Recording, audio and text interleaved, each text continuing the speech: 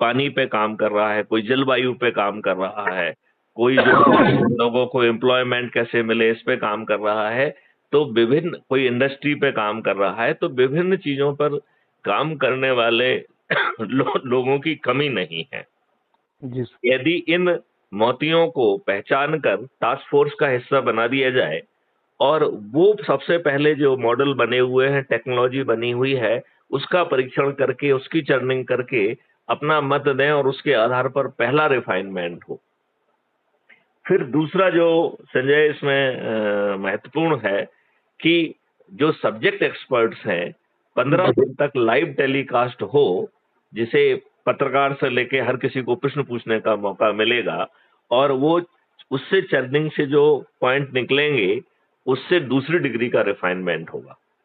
जी और तीसरा जो है 45 दिन तक पब्लिक एट लार्ज से लाइव डिस्कोर्स होगा और पब्लिक को जो सुन के उसके जो विचार बने हैं, जो उसके दिमाग में कुछ शंकाएं कुशंकाएं आई हैं या जो उसके दिमाग में कुछ सलाहें आई हुई हैं, उनको कैप्चर करके तीसरी डिग्री का रिफाइनमेंट होगा।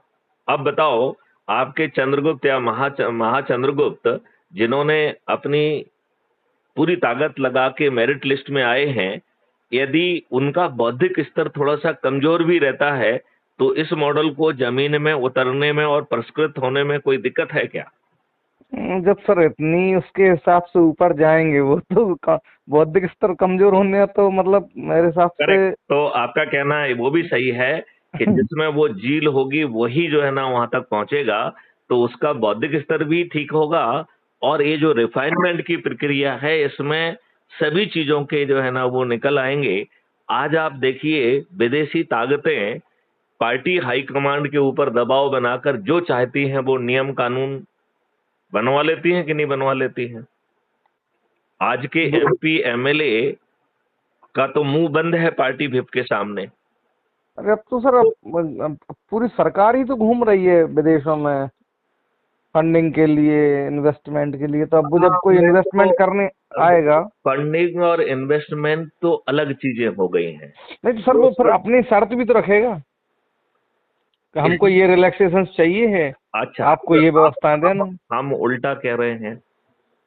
जब हम बड़ी इंडस्ट्री, बड़ी राष्ट्रीय संपदाएं बनाने के लिए इक्विवेलेंट पैसा पैदा कर रहे हैं जिसको हम भारत विकास निधि कहते हैं, तो हमें राष्ट्रीय संपदा के निर्माण के लिए, इंडस्ट्रीज के निर्माण के लिए, विश्वविद्यालयों के निर्माण के लिए और निर्माण के लिए, हाई शिपिंग पोर्ट्स, हवाई अड्डे आदि बनाने के लिए, रोड बनाने के लिए पैसों की जरूरत होगी, या जो ये राष्ट्रीय संपदा निर्मित होगी उतना भारत विकास निधि निर्मित हो जाएगी एडवांस में, और फिर जिसका जो कंट्रीब्यूशन होगा उसमें वो पैसा बटेगा। तो बताइए, आज जो हमारा रुपए है उससे ये भारत विकास निधि एक बेहतर मापदंड होगी कि नहीं होगी? आज आप रुपए के आधार पर छाप रहे हो कि आपको जितना पैसा मिला और जितना पैसा आपको खर्च करना है उसमें जो गैप है उसके उसके करेंसी छापी जाती है। यही होता है कि नहीं होता है?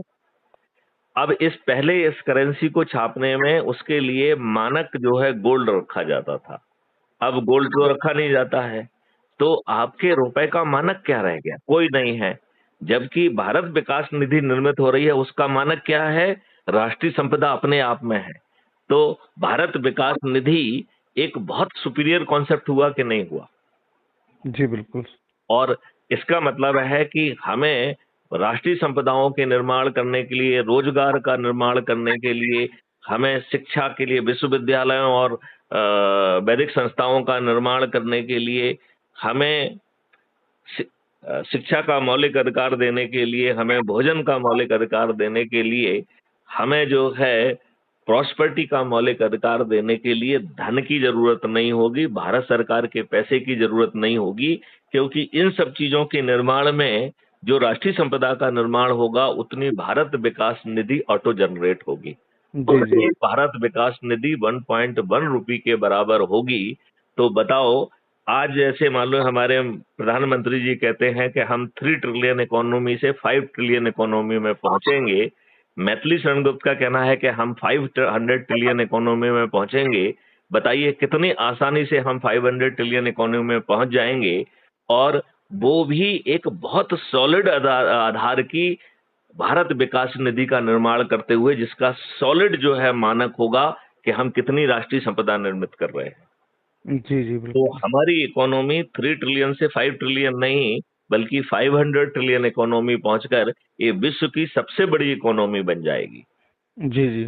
अब बताइए, कायदे से ये बात हमारे माननीय नरेंद्र मोदी जी को खुद मान लेना चाहिए कि नहीं मान लेना चाहिए? अब सर मान तो लेना चाहिए सही, लेकिन अब करेक्ट। अब यदि वो नहीं मानते हैं तो उनका मानना हमारे क्षेत्र में बाधा क्यों बनना चाहिए?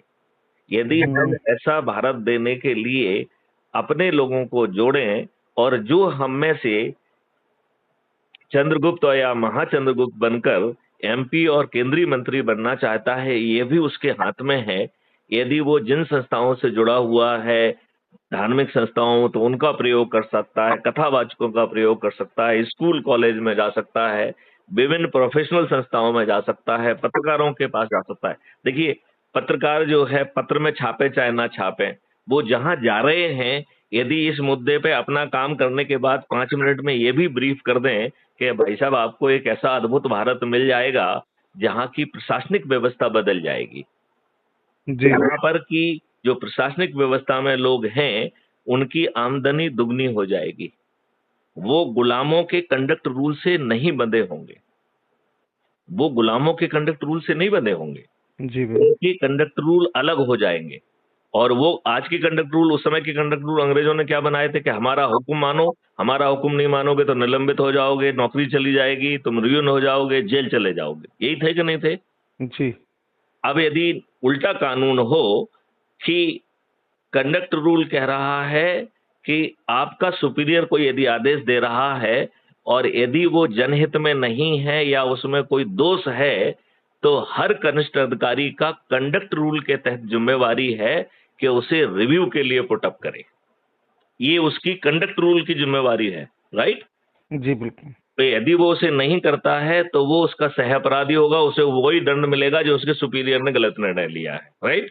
जी जी अब आप बताइए, यदि उसने रिप्रेजेंट किया और वरिष्ठ अधिकारी जानबूझ के उसकी सही बात को नहीं मानता है, तो कनिष्ठ को अपनी वरिष्ठ की बात मानना पड़ेगी, क्योंकि किसी ना किसी को तो फाइनल निर्णय लेना होगा कि नहीं लेना होगा, बिल्कुल सर।